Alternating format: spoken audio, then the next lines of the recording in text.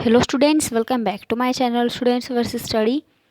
आज हम इस वीडियो में करने वाले हैं क्लास 10th एनसीईआरटी केमिस्ट्री के chapter periodic classification of elements को। चलिए स्टार्ट करते हैं। सबसे पहले हम बात करते हैं कैरेक्टरिस्टिक्स ऑफ ग्रुप्स की, कि ग्रुप्स के क्या क्या कैरेक्टरिस्टिक होते हैं। सबसे पहले हम बात करते हैं वैलेंस इलेक्ट्रॉन्स की। तो किसी भी एलिमेंट के लास्ट शेल में कितने इलेक्ट्रॉन्स प्रेजेंट है उन्हें हम कहते हैं वैलेंस इलेक्ट्रॉन्स। अब जैसे हम इसकी बात करें, लिथियम की बात करें तो 2 1 इसका कॉन्फ़िगरेशन होता है, इसके अंदर 1 वैलेंस इलेक्ट्रॉन है। ऐसे 2 8 1 होता है हमारा सोडियम का, इसमें भी 1 है। तो हमारा ग्रुप के हिसाब से करें तो सबकी सेम वैलेंस इलेक्ट्रॉन होते हैं।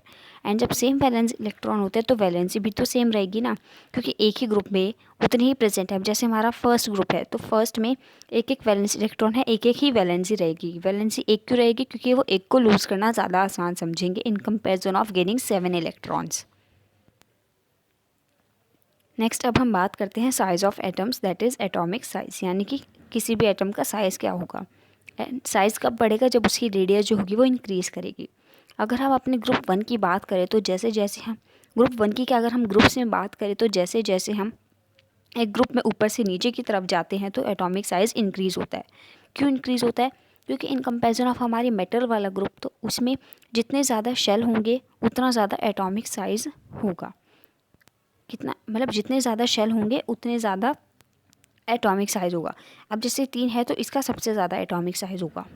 अब जैसे हमारा लिथियम है, इसके अंदर हमारे 2 शेल है, फिर 3, फिर 4, 5, 6, 7, है ना। तो हमारा जो यहाँ पे फ्रेंसियम है, इसकी सबसे ज़्यादा एटॉमिक साइज़ होगी क्योंकि इसके अंदर सबसे ज़्यादा शेल हैं। बट अगर हम बात करें हमारे नॉन मेटल वाले ग्रुप की, जैसे कि हमारा हेलोजन वाला ग्रुप हो गया 17th ग्रुप, तो उसमें हमारा जो फ्लोरीन है ना, उसका सबसे ज़्यादा एटॉमिक साइज़ है। क्यों है? क्योंकि अब जितने ज़्यादा शेल होंगे तो उसकी वजह से वो और न्यूक्लियस से दूर होता चला जाएगा ना हमारा वैलेंस इलेक्ट्रॉन। तो उसके अंदर हमारे और को गेन करने के लिए उसको न्यूक्लियस का चार्ज भी तो चाहिए पुल करने के लिए। एंड न्यूक्लियस से वो दूर जाएगा तो गेन कैसे करेगा? तो गेन नहीं कर पाने की वजह से जितने कम शेल होंगे उतना ज़्यादा वो एटॉमिक साइज़ रखेगा। ऐसा हमारे नॉन मेटल्स के केस में। लेकिन अगर हम मेटल्स की बात करें तो उसके लिए छोड़ने के लिए तो और ज़्यादा न्यूक्लियस का दूर होना ज़्यादा अच्छा होगा। तो इसीलिए यहाँ पे हमारा फ्रेंसियम जो है सबसे ज़्यादा एटॉमिक साइज़ वाला एलिमेंट है। नेक्स्ट अब हम बात करते हैं मेटेलिक कैरेक्टर की। तो एक ग्रुप में जैसे जैसे हम ऊपर से नीचे जाते हैं मेटेलिक कैरेक्टर इंक्रीज़ होते हैं, नॉन मेटेलिक कैरेक्टर डिक्रीज़ होता है। पीरियड के केस में क्या था कि नॉन मेटेलिक कैरेक्टर डिक्रीज़ हो रहा था and non metallic character increase हो रहा था, बट इसमें उल्टा है। अब जैसे हमारा यहाँ पे है लीना के रब से फरियाद वाला कॉलम है, ओके ग्रुप है। तो इसमें जो हमारा लिथियम है इसका थोड़ा कम मेटेलिक कैरेक्टर है। क्यों है? क्योंकि मेटल्स वो होते हैं जो इलेक्ट्रॉन को डोनेट कर पाते हैं। एंड डोनेट कब कर पाते हैं? जब न्यूक्लियस से थोड़ा दूर हो, क्योंकि न्यूक्लियस से दूर होंगे तो इलेक्ट्रॉन को लूज़ करने में ज़्यादा आसानी होगी। एंड इलेक्ट्रॉन लूज़ करने में कब ज़्यादा आसानी होगी? जब हमारे पास नंबर ऑफ़ शेल्स ज़्यादा होंगे। नंबर ऑफ़ शेल्स कब ज़्यादा होंगे? जब हमारा नंबर ऑफ़ शेल्स तब ज़्यादा होंगे जब हम एक ग्रुप में ऊपर से नीचे की तरफ जाएंगे। एंड हमारा जो फ्रेंसियम है इसमें सबसे ज़्यादा नंबर ऑफ़ शेल्स जो हैं प्रेजेंट है। 7 शेल्स प्रेजेंट है इसमें एंड 7 शेल्स प्रेजेंट है, तो न्यूक्लियस से और ज़्यादा दूर है तो और ज़्यादा इसको लूज़ करने में आसानी होगी, यानी कि इसका मेटेलिक कैरेक्टर इंक्रीज़ होगा, यानी कि हमारा इलेक्ट्रो पॉजिटिव है, मोस्ट इलेक्ट्रो पॉजिटिव। लेकिन अगर हम बात करें यही हमारे नॉन मेटल वाले ग्रुप में, जैसे कि हमारा 17th वाला ग्रुप, तो उसमें हमारा फ्लोरीन जो है सबसे ज़्यादा नॉन मेटेलिक है।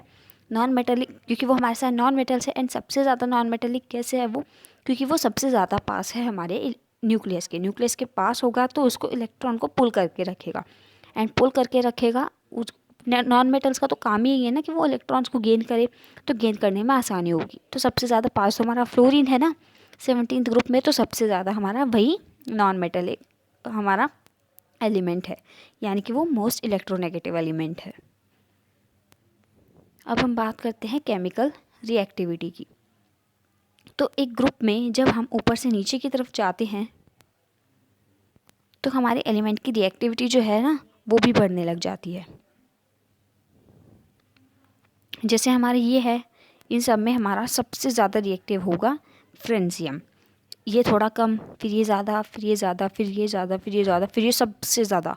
तो इस तरीके से जो केमिकल रिएक्टिविटी है वो भी बढ़ने लगती है। जबकि जब हम एक नॉन मेटल वाले ग्रुप में जाते हैं तो जैसे जैसे हम नीचे जाते हैं ना, वो और डिक्रीज़ होने लगती है, और डिक्रीज़ होने लगती है। जैसे फ्लोरीन सबसे ज़्यादा हमारा रिएक्टिव है, फिर क्लोरीन उससे कम है, ब्रोमीन उससे कम है, आयोडीन उससे कम है।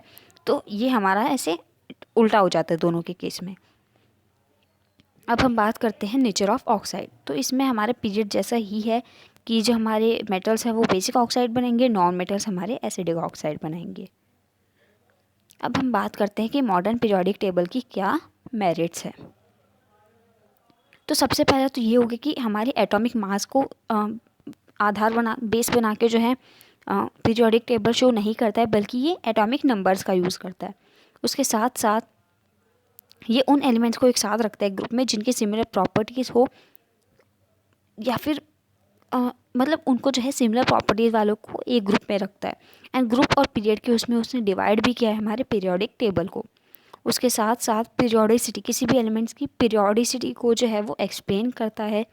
एंड इसके कोई डिमेरिट्स नहीं है कि कोई भी एलिमेंट जो है वो गलत तरीके से जो है अरेंज किया हुआ है। मतलब हाइड्रोजन की प्लेस अभी फिक्स नहीं है, क्योंकि उसकी हमारे लीन ग्रुप फर्स्ट से भी मैच करते हैं, ग्रुप 17 से भी मैच करते हैं, लेकिन बाकी सारी हमारी जो पीरियोडिक टेबल है वो बिल्कुल सही है।